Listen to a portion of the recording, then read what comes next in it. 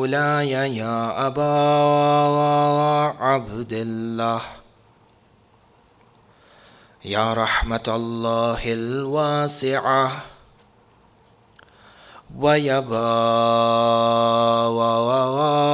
نجاة الأمة يا غريب الغرباء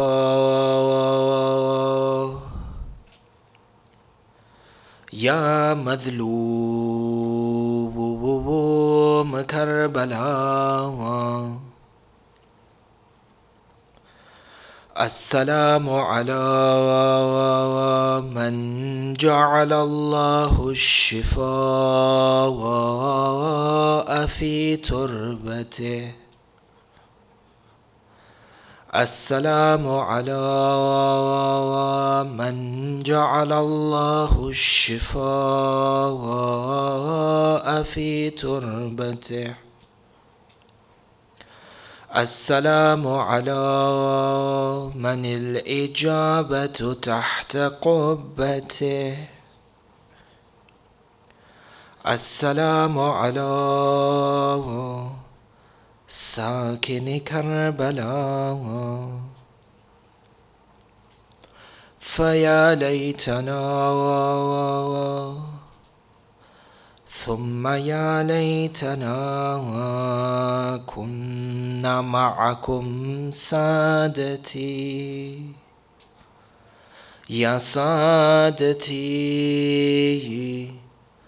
فنفوز فوزا عظيما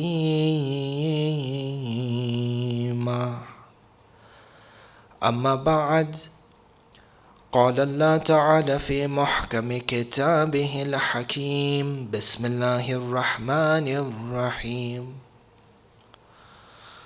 أطيعوا الله وأطيعوا الرسول وأولي الأمر منكم صدق الله العلي العظيم وآمنا به زينوا مجالسكم بذكر محمد وآل محمد اللهم صل على محمد وعلى محمد.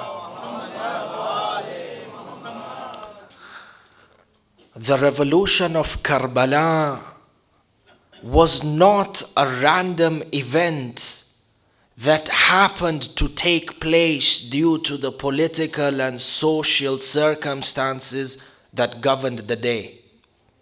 It wasn't an undecided or unplanned move that was reactionary due to the political situation. Abadan la. You find that this event and this revolution of Karbala, this revolution of Sayyid al-Shuhada, was one that was prophesied by the Anbiya from before. This was a revolution that was ordained by Allah subhanahu wa ta'ala, in that the creator of this universe and the creator of everything within existence, out of his divine wisdom, decided that the religion of Islam would prosper because of this revolution in this manner. Which is why you find as Imam al-Hussein is leaving, and he's been asked, why do you move towards a land, or why do you take a stance where you shall potentially be killed?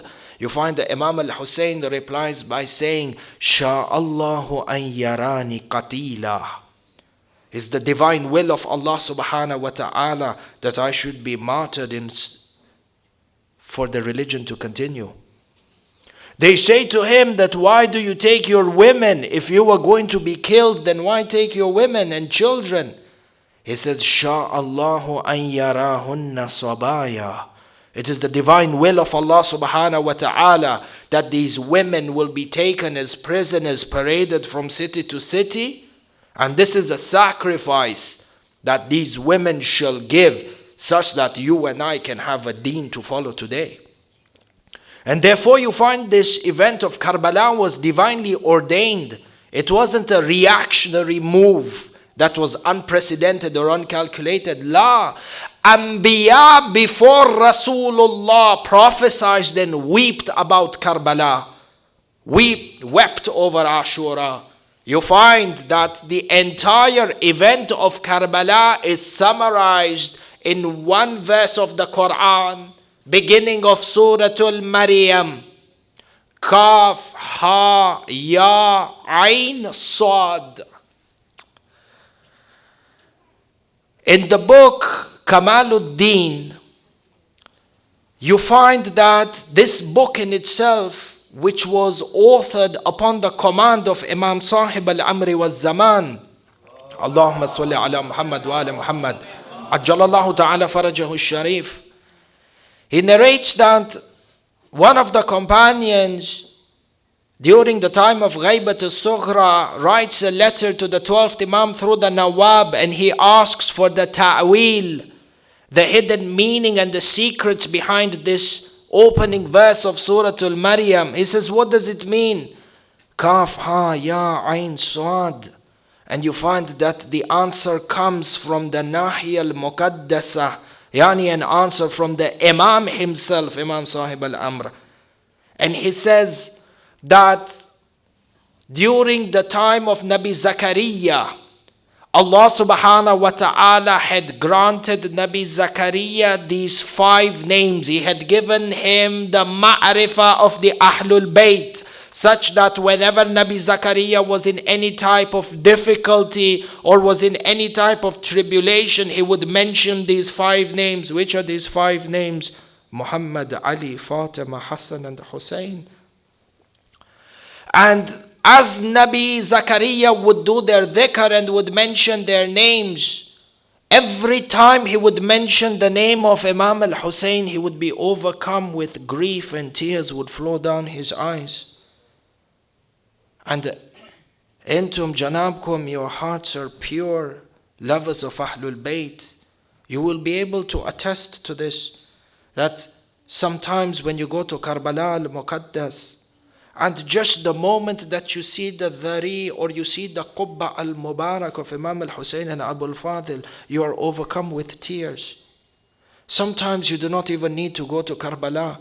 And the Janabak, you can be watching a Shia channel and you find in a broadcast the Haram of Imam al-Hussein is there, and your heart is overcome with grief and you have tears in your eyes. This is a love and a mawadda that has been granted to us by Allah subhanahu wa ta'ala, as we said yesterday. For Nabi Zakaria, the same thing. And he asks Allah, he says, Ya Allah, why is it that every time I mention the name of Imam al-Hussein, I'm overcome with tears and grief? For Allah subhanahu wa ta'ala through angel Jibra'il sends down this verse, Kaf, Ha, Ya, Ain, Sad, where Jibra'il recites the Maktal and the Masa'ib for Nabi Zakaria. Ajib. Entum Ashabul Ma'rifah. What does this mean in the hadith? The reciter of the Masa'ib is Jibra'il. The one listening to the Masa'ib is Nabi Zakaria. Allahu Akbar. Who is this Hussein ibn Ali? Jibra'il tells him, Kaf, Ha, Ya, Ain, Sad. Entire Karbala is summarized in this secret, in this one verse, Huruf al-Muqatta'ah. Nabi Zakaria asks, what does this mean? Jibra'il says to him, Kaf, Karbala, that land on which Imam al-Hussein, the grandson of Rasulullah, will be placed under siege, surrounded by enemies from every direction. Ha, yani hilak ahlul bayt, the manner in which they will be martyred and they will be killed and their blood shall be spilled. Ya, the one responsible for this massacre, Yazid ibn Muawiyah al-La'in. Ain, to represent Atash, the thirst of Imam al-Hussein and his family. to be killed in a manner which is thirsty. And you will be able to tell, even from your own experiences, that when Shahrul Ramadan al-Mubarak comes, perhaps a person is able to withstand hunger. But one of the most difficult things to withstand is thirst. For what about Sayyid al-Shuhada and the children of Sayyid al-Shuhada in Karbala? Atash. Which is why, and you will find this is a crucial part of the Masa'ib. Antum ahibba'i, from today until Ashura, every time you drink a glass of water, remember Imam al-Hussein. Remember the thirst of Ruqayya, Sakina, Sukaina. Remember the thirst of Ali al-Asghar. And send salam on Imam al-Hussein 3 times and la'na on his killers before you drink this water, as per the hadith of Imam al-Sadiq. Vishma. فَأَيْنْ أَتَشْ Sad, yani Sabaya, those women who will be taken prisoners from city to city. And you find that when Jibreel recited and narrated the secrets behind these alphabets which make up the huruf al-muqatta'a, Nabi Zakaria is in a constant state of weeping and grieving for Imam al-Hussein. Therefore, coming back to our topic, the event of Karbala was one that was prophesied from the beginning of time. Anbiya before Rasulullah wept for Imam al-Hussein. Rasulullah sallallahu alayhi wa alihi wa sallam, Allahumma salli ala Muhammad wa ala Muhammad, wept for Imam al-Hussein a number of times during his life. Many times he wept for Imam al-Hussein privately, and many times he wept for Imam al-Hussein publicly. Accounts like these are narrated by ulama, by scholars from the Ahl Shia as well as the Ahl Sunnah. You find that Khawarizmi in his book Ad-Da'ir As-Sa'ir, he narrates that one time Rasulullah is returning back from a journey back to Medina. Upon returning to Medina, Jibreel descends upon Rasulullah and he narrates to him the manner in which Imam al-Hussein is going to be killed. Rasulullah begins to weep. Upon reaching Medina, he goes to Masjidun Nabawi. He sits on the mimbar. Imamain al-Hasan and Hussein are sitting by his side. Rasulullah, after delivering the khutbah, looks at Imam al-Hasan, looks at Imam al-Hussein. He puts his hand over the head of Imam al-Hussein and looks up towards the heavens, beginning to cry. And he says, Ilahi, balagani or akhbarani Jibreel bi anna hadha waladi al-Hussein maktulun makhdhul. Rasulullah complains in the masjid in front of the Sahabi. He says, Ya Allah, Jibreel has informed me that this son of mine, Hussein, is going to be killed. Maktul, makhdhul. My ummah is going to deceive him and betray him. فَبَارِكْ لِي فِي قَتْلِهِ وَاجْعَلْهُ سَادَةِ الشُّهَدَاءِ. Ya Allah, bless me through his martyrdom and make him from the leaders of all the shuhada, of all the martyrs to have lived and to walk, who have walked across the face of this earth. And Rasulullah ends with tabarra. He says, Allahumma la barik qatili wa khadili. Ya Allah, do not shower your mercy upon those who killed him and those who betrayed him. The narration goes on to say, فَذَجَّ النَّاسِ بِالْبُكَاءِ. The Arabic word that is used is dhajja. Dhajja from the word, or one of its derivatives, is dhajij. Dhajij, there was an outcry. People were wailing in Masjidun Nabawi in the loudest voices. Rasulullah looks at them and he responds by saying, this is all narrated by Khawarizmi. It's not from the Ahl Shia. He says, Rasulullah says to the people, أَتَبْكُونَ وَلَا تَنْصُرُونَهُ? Do you cry for Imam al-Hussein while you are the ones who are not going to help him? Allahumma anta takun lahu waliyan wa nasirah. Ya Allah, you be the helper of Imam al-Hussein. For therefore you find that this advent and this revolution of Karbala was one that was prophesied from the beginning of time. It was not a reactionary event that took place by fluke or wasn't an uncalculated measure. La. If we understand that the revolution of Karbala was ordained by Allah subhanahu wa ta'ala, then we come to understand that every act of Imam al-Hussein, every decision and every step he took prior to the revolution of Karbala was one that entailed divine wisdom.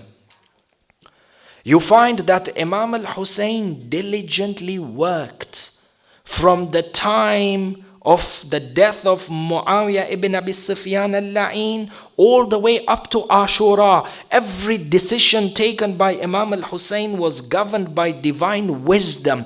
Every step he took was a calculated measure to ensure that Ashura would be the single most powerful day through which people would be able to seek guidance until the day of judgment. Every measure of Imam al-Hussein, every step of Imam al-Hussein was a calculated decision that had oceans of wisdom behind it. And you find that, inshallah, we shall try to analyze some of the parts of the revolution of Imam al-Hussein and discover some of the wisdoms behind his movement before Ashura. As you know, for a revolution to be successful, it is of utmost importance that the planning behind the revolution has to be absolutely precise. The timing of the revolution has to be precise. A revolution in terms of its occurrence is not sufficient to cause a massive change in the way Imam al-Hussein did. La. The occurrence as an occurrence is one thing, but planning the revolution is something else. Timing the revolution is something else. For you find that after the death of Muawiyah ibn Abi Sufyan, the revolution of Imam al-Hussein consisted of 4 stages. Upon the death of Muawiyah, Imam al-Hussein stayed in Medina. What is famously narrated, or what is mashhur between the historians, is that Muawiyah ibn Abi Sufyan died on the 15th of Rajab 60 AH. And dates can differ, different historians have different opinions, and it is narrated 15th of Rajab 60 AH. Imam al-Hussein stayed in Medina for a period of 2 weeks. This was one phase of the pre-Karbala revolution. After that, Imam moved from Medina towards Mecca, where he spent almost 4 months and 10 days inside of Mecca. This was the second phase.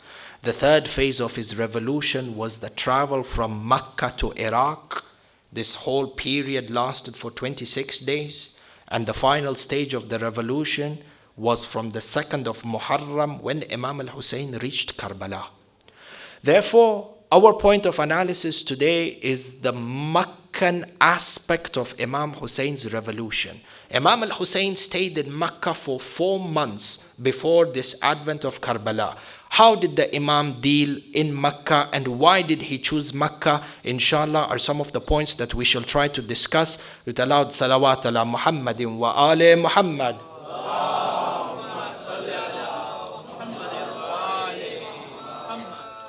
The historians mention that Imam al-Hussein left Medina on the 27th of Rajab 60 AH to go towards Mecca. Why did Imam al-Hussein leave Medina, and why did he perform this hijrah from Medina towards Mecca? Historians tell us that Imam decided to leave Medina because Marwan had threatened Imam al-Hussein that if he did not give bay'ah to Yazid, he would kill Imam al-Hussein inside of Medina. Which is why Imam al-Hussein overnight abruptly gathered together his family and a few of his companions. The narrations mention that this initial qafila that left from Medina, majority of them were his family members from Bani Hashim. And from his Ansar, he had only 10 supporters at this point in Medina. From these 10 supporters, majority of them were from the servants in his house, including Jawn. This Jawn, Sahabi, Jalil, who we refer to when we recite his ziyarah, we say, Bi abi antum wa ummi. Ya Jawn, may my parents be sacrificed for you. Mawla Abu Dhar, he was from the slaves or the servants of Abu Dhar. And then you find there was another companion by the name of Sulaiman ibn Razin, who was from the servants of Sayyida Rabab. Like this 10 companions and Bani Hashim. Imam al-Hussein moves from Medina to Mecca. Tayyib. Person might ask a question. Imam al-Hussein left Medina to go towards Mecca. Why? Because Marwan threatened him with death. Does this mean that the Ma'soom Imam is scared of death? Person might ask this question.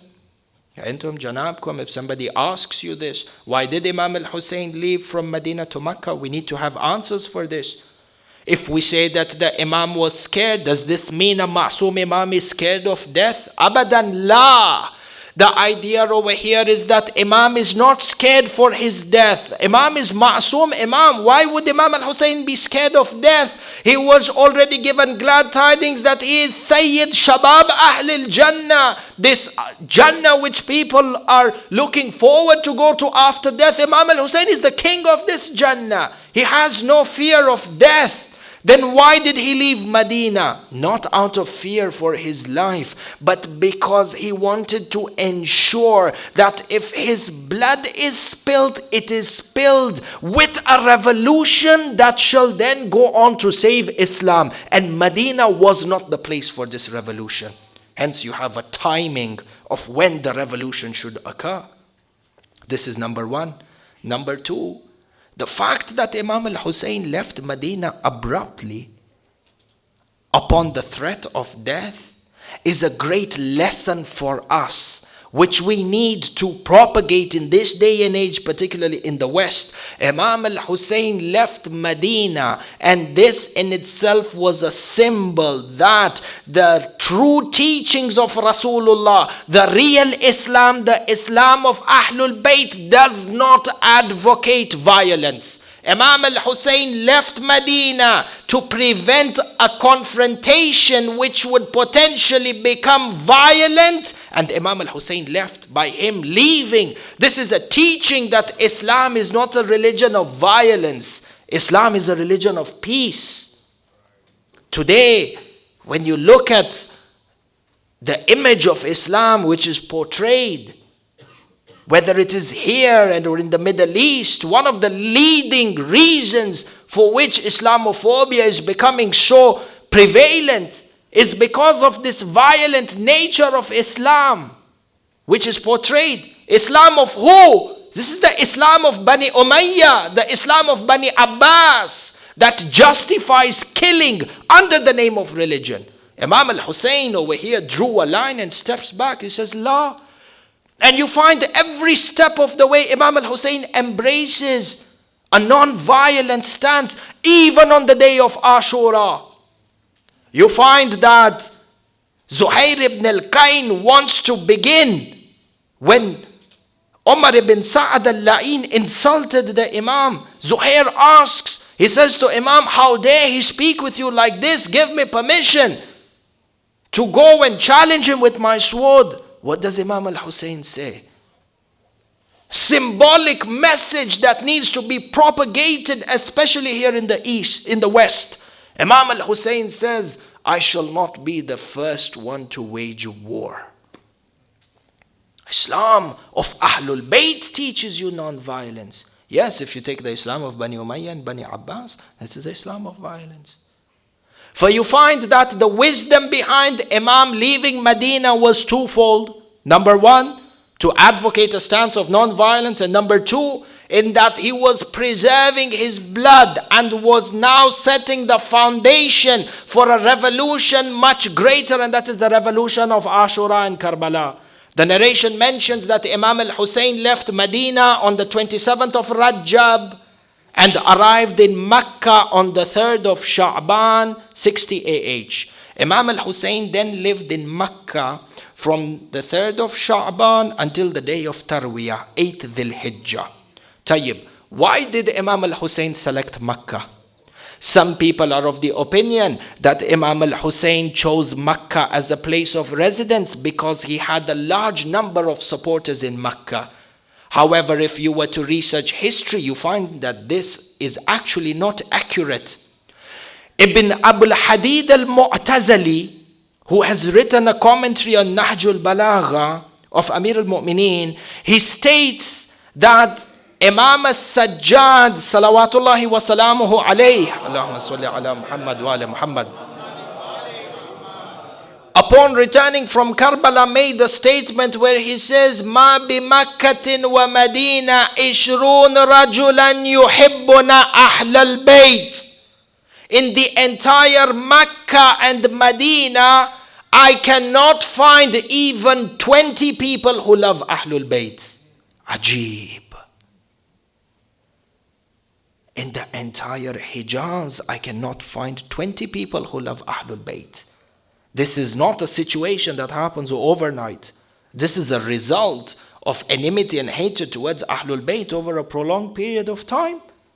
Therefore, what is understood from this is that when Imam al-Hussein went to Mecca, he did not have loyalists or supporters. In fact, majority of the dwellers of Mecca at that time were from the Quraysh. Even though they had come into the fold of Islam, these are people who held in their hearts hatred for Amir al-Mu'mineen, because it was Amir al-Mu'mineen who fought and killed the kuffar of Quraysh in the battles before Islam, whether it was from Badr or Uhud, Khaybar and Hunain. And therefore, even though they came into Islam, they had this reluctance and this hatredness which was buried inside their heart for the family of Amir al-Mu'mineen. So therefore, you find that Imam al-Hussein did not have supporters in large numbers inside of Mecca. If this is the case, then why did Imam al-Hussein go to Mecca? And you find over here again 2 points of wisdom. And that Imam al-Hussein, Ma'soom Imam, guided by Allah subhanahu wa ta'ala, every act of his is one of diligence and hikmah. For the 2 reasons that we shall discuss why Imam al-Hussein went to Mecca. Number 1, Mecca was a strategic place in terms of location, and even the timing was strategic, in that from the time of Sha'ban all the way up till the month of Dhul Qa'ad, this was the recommended time to perform Umrah. That's why you will find the Umrah Rajabiyya is mustahab, Umrah in the month of Sha'ban is mustahab, and then you will find from the months of Shawwal coming into Dhul Qa'ad and Dhul Hajj, the season of Hajj begins. And therefore, Imam al-Hussein saw that Mecca is a strategic place to be in, keeping in mind that it is the recommended times for Umrah, and now that the time of Hajj is setting in, there will be people who will be coming from the entire Islamic Ummah coming to perform Hajj. Do you know at that time the Islamic Empire was equivalent to 50 present day countries, including the entire Middle East and North Africa, up to the shores of Afghanistan and Azerbaijan and the 50 present day countries. For Imam al-Hussein saw that the opportunity is prime, the area, the location is strategic, Mecca, the time is strategic, people from the entire Islamic dunya are going to come here for Hajj, and this will be the perfect time to give the revolution of Ashura a global voice and maximum exposure. Look at the wisdom behind the dealing of Imam. Which is why you find the historians mention that as soon as Imam al-Hussein came to Mecca, he was flooded and was meeting with people from all over the Islamic Ummah who would come to see him. Imam al-Hussein had taken his residence in the Shi'b of Abi Talib, his grandfather. And you find the people from North Africa, people from Hijaz, those who would read the Quran, who are coming for Hajj. The Muslimin would read in the Quran, إِنَّمَا يُرِيدُ اللَّهُ لِيُذْهِبَ عَنْكُمُ الرِّجْسَ أَهْلَ الْبَيْتِ. But they never knew who is this Ahlul Bayt. Now when they would come to Makkah for Hajj, they would say, this is that Imam al-Hussein under Ashabul Kisa. And they would kiss his hand and seek guidance. And Imam al-Hussein would take this opportunity to bring them towards Ahlul Bayt. People in the Quran read about Mubahala. They read Abna'una wa abna'ana wa abna'akum. But they had never seen who is this Abna'ana. Now when they came to Hajj and Imam al-Hussein was there, they said, you are the Abna'ana who is mentioned in the Quran. Imam al-Hussein would say yes. And therefore you find that his being inside of Makkah was a strategic decision where he was able to give the message of Ashura and the message of Karbala a global reach and a global voice, such that the next year when people heard that Hussein ibn Ali was killed in Karbala, they were in shock and terrified. This Imam who was mentioned in the Quran, grandson of Rasulullah who we met last year, has been killed. And this is one of the reasons which then led to the people to stand up in rebellion against Bani Umayyah and Bani Abbas. Bani Umayyah Afwan. For you find that every step of the Imam is governed by divine hikmah. This is number one. The second reason as to why Imam chose Makkah, in that the Imam was selected Makkah because Makkah, being the central land of the Muslim which holds the Kaaba, this Kaaba which is the central definition and the focus of Tawheed upon which the religion of Islam is built, Imam al-Hussein went to Makkah and invited people towards Ashura in order to show them, Ya ayyuhal Muslimin, you cannot separate the concept of Imamat and Wilayat from Tawheed. Both of them are one. As per the verse of the Quran, Bismillah ar-Rahman ar-Rahim, Ati'u Allah wa ati'ur Rasul wa ulil amri minkum. Allah subhanahu wa ta'ala says, obey Allah and obey the Rasul and the ulil amr. The ulil amr is who? As per the mufassirin of the Ahl Shia and Sunnah, they say the ulil amr is Ahlul Bayt, led by Amir al-Mu'minin Ali ibn Abi Talib. Allahumma salli ala Muhammad wa ala Muhammad. There is no distinction, there is no infikak. You cannot separate between Tawheed, Nabuwa and the Imama. La, the complete deen is made up through these three founding principles. As per the Quran, obey Allah, obey Rasul, and obey the Ulil Amr. You cannot say that I will obey Allah but disobey the Prophet. La. Neither can you say I will obey the Prophet and disobey Allah. La. Neither can you say that I will obey Allah but disobey the Imam. The deen is built on a structure, and this structure is based on three primary founding stones: Tawheed, Nabuwa, and Imamah. The Prophet leads us towards Allah, and you find that the Imam protects and safeguards the teachings of this Prophet. For you find that the Imam came towards Makkah with these two primary decisions in his mind, and that it was a strategic location. He would be able to give the message of Karbala and invite the people towards Ahlul Bayt at a global scale. And number two, it was his being inside of Makkah was a personification of this verse, that Imamah and Tawheed are two central concepts that cannot be separated from each other. Tayyib. If we understand this, what was the role of Imam in Makkah?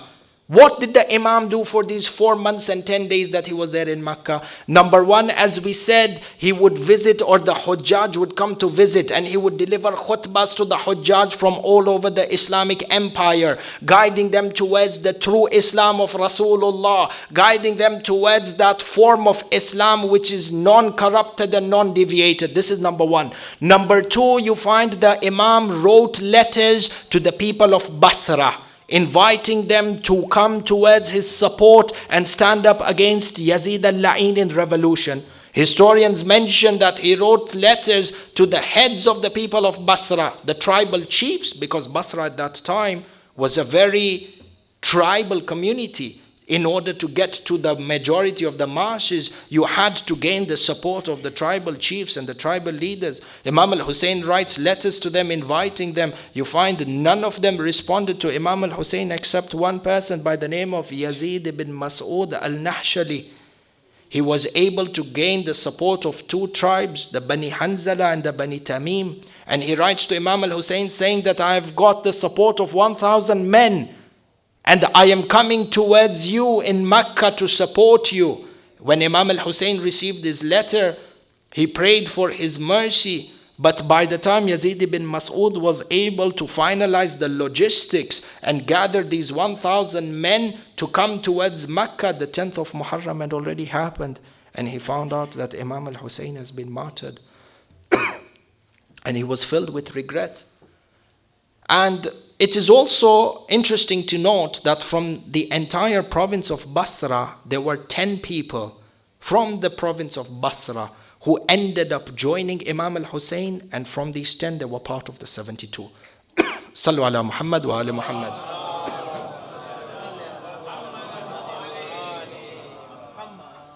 For the first function of the Imam, or the duty of the Imam in Mecca, was that he invited the Hujjaj from all over the Islamic nations. Number 2, he wrote letters to invite the people of Basra towards his revolution. Number 3, the Imam responded to the letters of the Kufans. As you know, the people of Kufa had written letters to support Imam al-Hussein, such that Sayyid ibn Tawus says the number reached up to 12,000 people. But Kufa, having a history of betrayal, you find that Imam al-Hussein from Mecca responded to the people of Kufa by sending them his representative and his ambassador, Sayyid Muslim bin Aqil, rahmatullah alayh, towards Kufa, in order to check and to verify whether the stance on the ground matched the motivations and the sentiments within the letters that were found. For you find that the Imam was engaged in 3 basic functions during his time in Mecca. As the Imam was performing these duties, Bani Umayyah was not silent. As you know, for every political and ideological movement that happens on the ground, you will always find that the dictatorial regime is always thinking about countering and recountering any form of revolution and opposition that is brewing within the ground. And therefore it is also important for us to see what exactly was Yazid al-La'in doing at this time for these 4 months that Imam was in Mecca and was gathering support from the Kufans and was expanding his reach outside of Hijaz. What was Yazid al-La'in doing? The government of Bani Umayyah in itself undertook a number of steps in order to counter Imam al-Hussein. The first thing Bani Umayyah did is that they planted spies in every part of the Islamic nation inside of Hijaz. They planted spies to spy on the people so they are able to distinguish who are the Shias and the followers of Imam al-Hussein and who is not, in order to be able to gather intel and intelligence, just like the way they did in order to capture Muslim bin Aqil. This is number 1. Number 2, you find that Yazid al-La'in consulted his drinking partner known as Sir John. So if you were to try and understand the political atmosphere using terms of this day and age, you have Yazid al-La'in, the self-proclaimed king, and then you have his prime minister, Sir John. He went to Sir John and says to him, how do we counter this rebellion which is brewing from Hussein ibn Ali alayhi salam? Sir John looks at him and he says to him, if we use current political terms, Sir John advised Yazid to perform a cabinet reshuffle.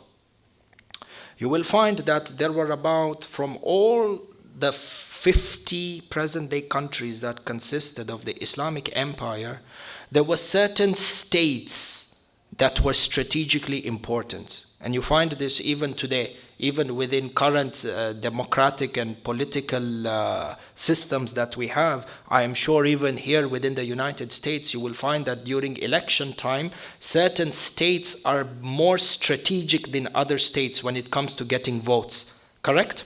Same thing even during the time of Imam al-Hussein. You find that the states of Mecca, the state of Medina, the provinces of Basra and the provinces of Kufa, these four provinces were strategic provinces, not only because of the history, but because of the ideology. Medina being the city of Rasulullah, Mecca the house of Tawheed, Basra was the place where the battle of Jamal had taken place, when Aisha, Talha and Zubair decided to come out against the Imam, Amir al-Mu'mineen. You find Kufa was the last capital of Amir al-Mu'mineen, that strategic capital through which he reformed Islam, a reformation that had never seen before. And therefore these four states were strategic. Sir John advises Yazid, you need to have a cabinet reshuffle. Those ministers or those governors who are in charge of the province of Mecca and Kufa, you need to dispose of them and you need to replace them. You find that the governor of Basra was Ubaidullah ibn Ziyad. The governor of Kufa was Nu'man ibn Bashir. The governor of Mecca was Amr ibn Sa'id al-Ashdak. And the governor of Medina was Walid ibn Ataba. First, Sir John tells Yazid, why don't you perform a cabinet reshuffle? You need to demote Nu'man ibn Bashir because he was not able to cope with the revolution that Muslim bin Aqil was performing. Which is why if you try now and put together the history, you find this is why Ubaidullah ibn Ziyad was sent to Kufa. Nu'man ibn Bashir was removed. For Sir John tells him, you need to remove Nu'man ibn Bashir. As a governor, he's weak and not able to control Kufa. And on the other hand, you need to demote Walid ibn Abi Sufyan or Walid ibn Ataba from Medina. Why? Because he was not able to control Imam al-Hussein. Under his watch, Imam al-Hussein left Medina and has gone to Mecca. So you need to demote these two governors, and then you need to consolidate between the province of Basra and Kufa and the province of Mecca and Medina. Consolidate both of them by having one governor for each. Therefore, Ubaidullah ibn Ziyad became the governor of Basra as well as the governor of Kufa, and Amr ibn Sa'id al-Ashdak became the governor of Mecca as well as the governor of Medina. So what they did is that they minimized control of four states with two governors who ruled with the most brutal of acts. They would go to any extent to subdue the people and coerce them into submission to Yazid, even if it meant through bloodshed. So you find that the first reaction of the government is that they planted spies amongst the people. Number two, there was a cabinet reshuffle. Number three, they performed public executions in order to threaten the people and to scare them from supporting Imam al-Hussein. An example of these public executions that were committed by Ubaidullah ibn Ziyad al-La'in was the public execution of Mitham al-Tammar and Hani ibn Urwa. How was Hani ibn Urwa punished for supporting Muslim bin Aqil? The narrations mention Hani was 90 years of age, Sheikhun Kabir. How do we treat our elders?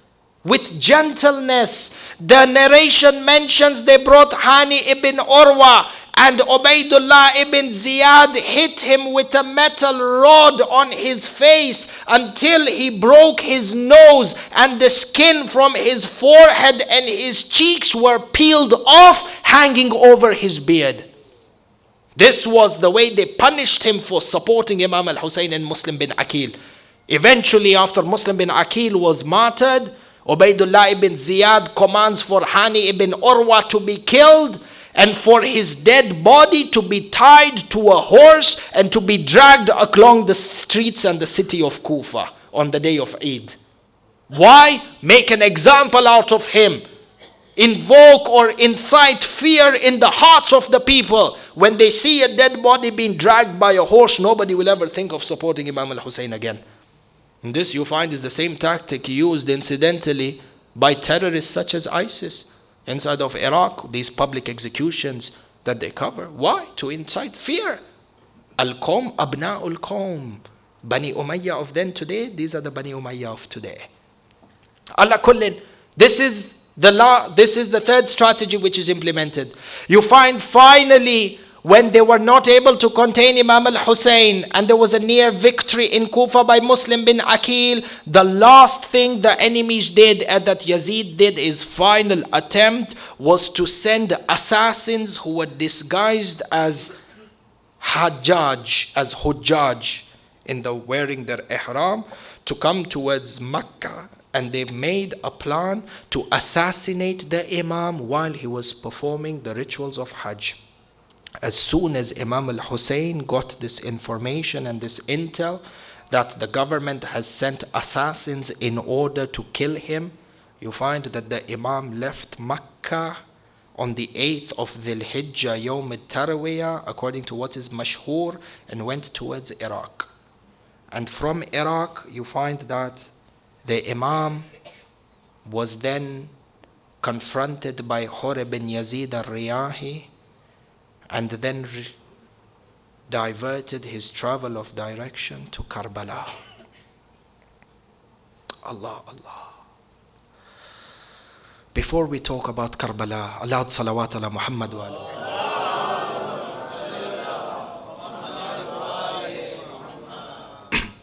The narrations mention that Imam al-Hussein reached Karbala on the 2nd of Muharram, yani on a day like tomorrow. فَأَنْتُمْ أَحِبَّائِ, from tomorrow, as you go to school and as you continue with your jobs, do not forget Imam al-Hussein, do not forget Karbala. During the entire day, keep in your mind and live these 10 days as if you are with Imam al-Hussein. Remember this masa'ib. Remember Imam al-Hussein reached Karbala on this day. Even your attitude and your actions and the way you behave should be different in Ashura. At work, at school, everywhere. It's not only that you are in a state of mourning and weeping only during the time of Majlis. La. When you finish the Majlis, when you go home, the way you deal with your family, the way you're at work. Anta sahibul aza.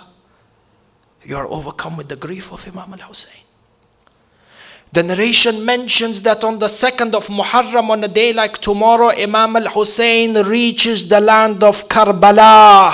Allah, Allah, what is the land of Karbala? Karbala is the land of tears. Karbala is the land of grief. Karbala is the land of sacrifice. Karbala is the land of freedom. Karbala is the land of ishq. Karbala is the land that every lover dreams about. Karbala is the land of shafa'ah. Karbala is Jannah. Hadith al-Sharif, mu'tabar bila shak, narrated by Imam al-Sajjad, salawatullahi wa salamuhu alayhi. Allahumma salli ala Muhammad wa ala Muhammad. Hadith is mentioned in Kamil al-Ziyarat, where Imam al-Sajjad speaks about this Karbala, this land which you and I dream about going to. Imam Sajjad says, Inna Allah ittakhadha Karbala haraman aminan mubarakan qabla an yakhluqa ardhil Ka'bah bi arba'ata wa ishrina am. Allah subhanahu wa ta'ala created the land of Karbala and made it into a haram which is Mubarak and the haram which is sacred 24,000 years before he created Makkah and the land on which the Kaaba was built. Ajib. Person might come and say, Shaykhuna, is this not an exaggeration of the maqam of Karbala? How can you say that the land of Karbala was more divine than the land of Mecca? This is the Ma'soom Imam saying it. This is not an exaggeration. Ahibba'i, had it not been for the sacrifice of Karbala, Mecca would not have any value today. If Makkah is the land of Tawheed, Karbala is the land of the Savior of Tawheed. For Imam al-Sajjad says that Karbala was created 24,000 years before Makkah, made Haram, made sacred, 24,000 years before the Kaaba was created. And then he goes on to say, فَإِذَا زَلْزَلَ اللَّهُ وَسَيَّرَهَا. On the day of judgment, إِذَا زُلْزِلَتِ الْأَرْضُ زِلْزَالَهَا وَأَخْرَجَتِ الْأَرْضُ أَثْقَالَهَا. When this zilzal and this earthquake happens and the entire land is flattened, Imam al-Sajjad says, Allah subhanahu wa ta'ala shall raise the land of Karbala, فَرُفِعَتْ بِتُرْبَتِهَا كَمَا هِيَ التربة نورانية صافية. Allah will raise this pure land of Karbala in the way that it is towards the heaven, and shall make it from amongst the gardens of heaven, and nobody shall reside in Karbala, which will be the highest level of Jannah, except the Anbiya and the Mursalun and the Awliya. The Awliya are those lovers of Imam al-Hussein. For Karbala Jannah. This is that Karbala that Imam al-Hussein reached. And to Ahibba'i, may Allah subhanahu wa ta'ala give all of us a chance to perform the ziyarah of Imam al-Hussein. But those of you who are preparing to go to Karbala for Arba'een, you prepare for your ziyarah from now. Karbala is that muqaddas land where you are now going to put your feet on that land where once upon a time the blood of Jawn and the blood of Habib ibn Madahir and Muslim ibn Awsaja was spilled. With which iman, which yaqeen, which amal will I come to Karbala? I have to prepare and think from now. The tradition mentions that on the 2nd of Muharram, as Imam al-Hussein was coming towards Karbala, he reached towards a land. When he reached across this desert, the horse of Imam al-Hussein stopped to move. Ajib. When Imam al-Hussein reached this desert plain, his horse stopped riding.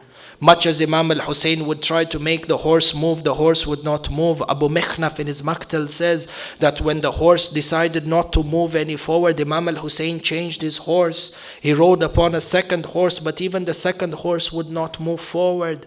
Like this, 7 times Imam al-Hussein changed horses, but none of the horses would move forward. And it is as if the horse was trying to tell the Imam, I do not want to take you to a place where you are going to be martyred. Allah, Allah, she ajib. You find that even the Dhul Jana on Yawmul Ashura, after Imam al-Hussein was killed, when it returns back to the tent and it sees the women were crying, the hadith mentions that the Dhul Jana out of grief went and hit its head on the rocks and the boulders until it died out of grief in Karbala. The haywan, the animals wept for Imam al-Hussein. For the narration mentions that 7 horses Imam al-Hussein changed. None of them decided to move forward. At this point, Imam al-Hussein asked the people, "O people, what is the name of this land?" Somebody came forward and said to him, "Ya Aba Abdullah, this land is known as the land of Ghadiriyah." Imam al-Hussein says, "Is there another name for this land?" A companion comes forward and he says, "Ya Aba Abdullah, this land is known as the land of Nainawa." The Imam says, "Is there another name for this land?" A third person comes up and says, "Ya Ibn Rasulullah, this land is known as the land of Shati al-Furat, the river banks of Furat." Allah, Allah. You hear Furat and into Janabak, your mind goes towards Abu al-Fadl al-Abbas. Imam al-Hussein asks, "Is there another name for this place?" They say this place is known as the land of Karbala. The narration mentions that as soon as Imam al-Hussein had Karbala, he said, "A'udhu billah min ardi karbin wa bala." I seek refuge in Allah from the land of difficulties and the lands of tribulation. Sayyid Ibn Tawus in his Maqtal mentions that as soon as Imam al-Hussein got off his horse, he took a few steps on this land of Karbala. The earth or the sand underneath his feet began to change into the color of za'faran, yani the color of blood. And as soon as this happened, a dark wind blew across the land of Karbala, blowing dust into the face and the beard of Imam al-Hussein. Allah, Allah. The narration mentions at this time, Kulthum looked at Imam al-Hussein. She comes to him and she says, my brother Hussein, my heart feels very heavy. My heart is filled with grief. This land does not look like a land that is Mubarak. For Imam al-Hussein says to her, O Ibn Kulthum, go back to the rest of the ladies. This is the land from which you are going to become a prisoner and I shall meet Allah. The narration mentions Imam al-Hussein then told his companions to settle their horses and to settle their tents. He then took his companions and he said to them, Ha huna manakhu rikabina, ha huna masfaku dima'ina, ha huna katlu atfalina. Imam al-Hussein took his companions and he said to them, this is the place where we shall be killed. This is the place where our children shall be killed. This is where our blood will be spilled. Allah, Allah. The narration mentions that at this point all the companions began to weep with Imam al-Hussein. This is Karbala. This is the land where blood will be spilt and women will be made into widows and children will be made into orphans. Ajib, Ahibba'i, today is 2nd of Muharram. Ya Shi'at al-Hussein, I have a message for you from Imam al-Hussein. Allah, Allah. Imam al-Hussein is speaking to each and every one of you. There is a message which he gave through his daughter Sayyida Sukaina. The narration mentions, the Maqtal mentions that on the 11th of Muharram, as all the women were made into prisoners and they were leaving to go towards Kufa, Sayyida Sukaina, when she passed through the Maidan, she saw the body of her father Imam al-Hussein. So she threw herself on the body of Imam al-Hussein. But which body is this? This is a body of Imam al-Hussein whose bones have been broken because they've been trampled upon by horses. Sayyida Sukaina says that as soon as I threw myself on the chest of my father, فَسَمِعْتُ صَوْتًا تَخْرُجْ مِنَ الْمَنْحَرِ, she says that I heard the voice coming out from the manhar. Ahibba, do you know what is the manhar? The manhar is the part of the neck from where the head was severed from the body. Sayyida Sukaina says that I heard from this area a voice where Imam al-Hussein sent a message, and Imam al-Hussein said to me, Bunayya Sukaina, Ballighi Shi'ati Salami. She says, Imam al-Hussein says, Sukaina, send my salams to my Shia. Allah, Allah. Imam al-Hussein is sending you his salams from Karbala. Alayka salam ya Aba Abdullah. What does Imam al-Hussein say? Imam al-Hussein tells his daughter Sukaina, Ballighi or ikra'i shi'ati salami wa kuli lahum ya shi'ati mahma sharibtum udhba ma'in fadhkuruni. Imam al-Hussein says to Sayyida Sukaina, tell my Shia that every time they drink water, whenever they drink water, they should remember me. Allah, Allah.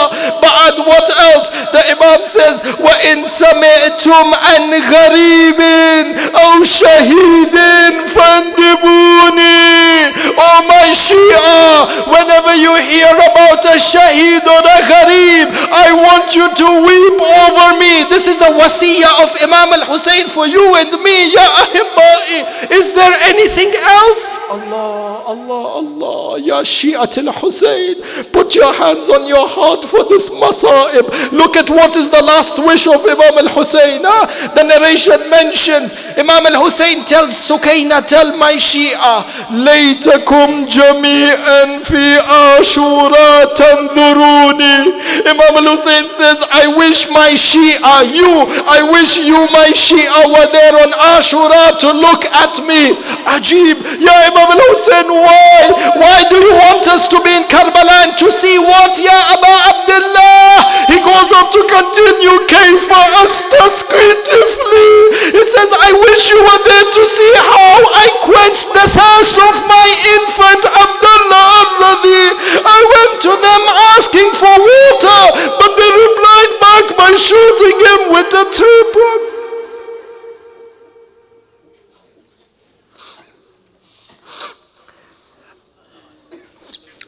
إنا لله وإنا إليه راجعون ولعنة الله على أعداء آل محمد من الأولين والآخرين. ماتم حسين.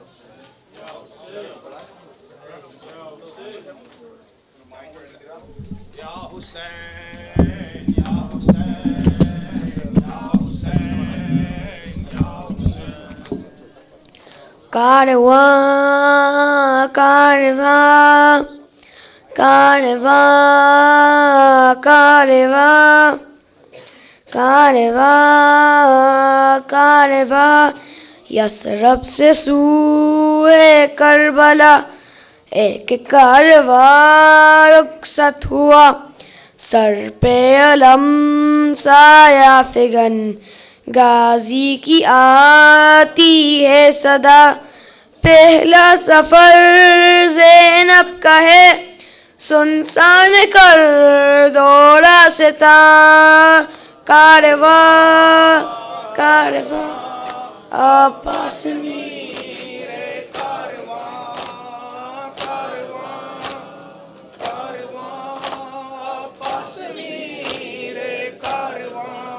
کیا شان ہے کیا دبدبہ کیا لوگ ہے قرآن ماں، صلی اللہ آیات کا ہے قافلہ، مشک و علم ان کا نشاں، عباس میر کارواں.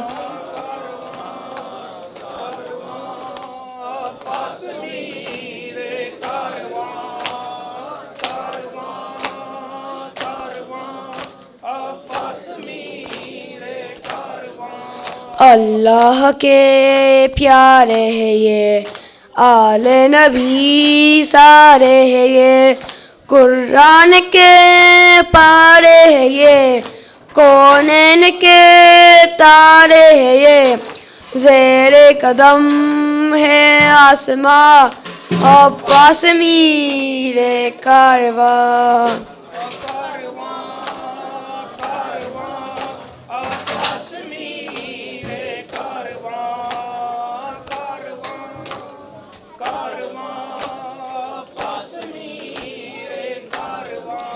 کوئی شب مصطفیٰ کوئی حسن کا دلربا ہے، کوئی عکس سیدہ شبیر کا یہ قافلہ، دام علم جو ہے جواب، عباس میر کارواں.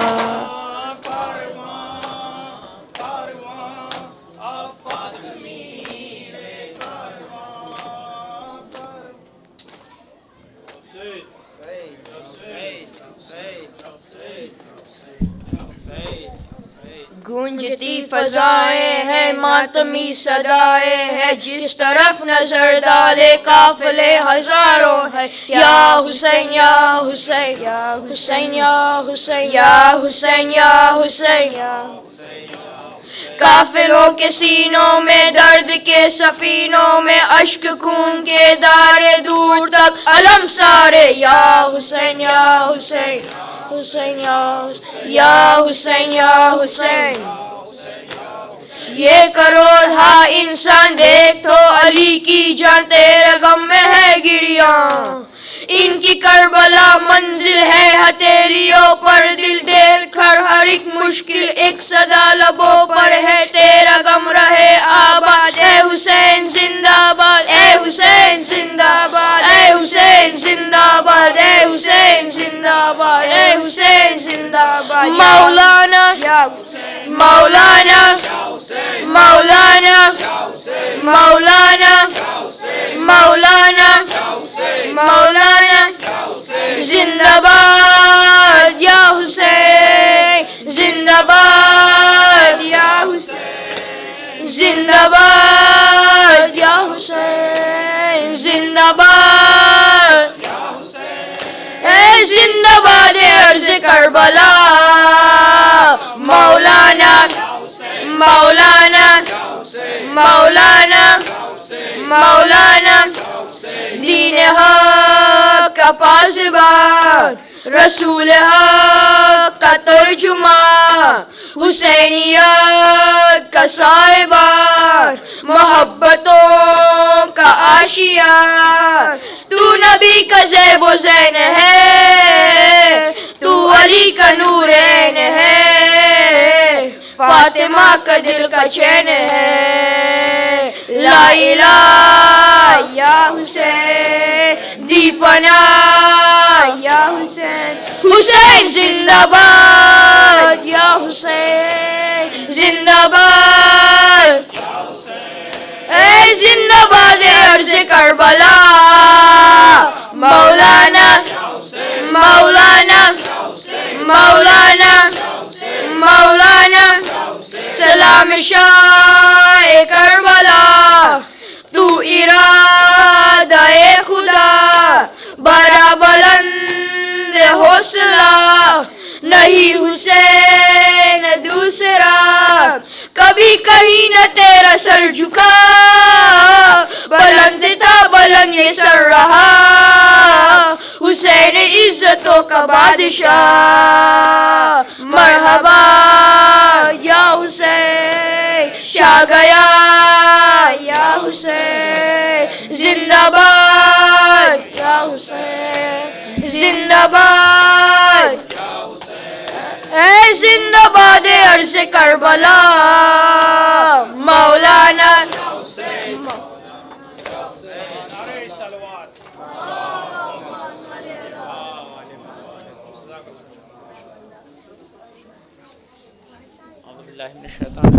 بسم اللہ الرحمن الرحیم السلام علیکہ یا رسول اللہ السلام علیکہ یا نبی اللہ السلام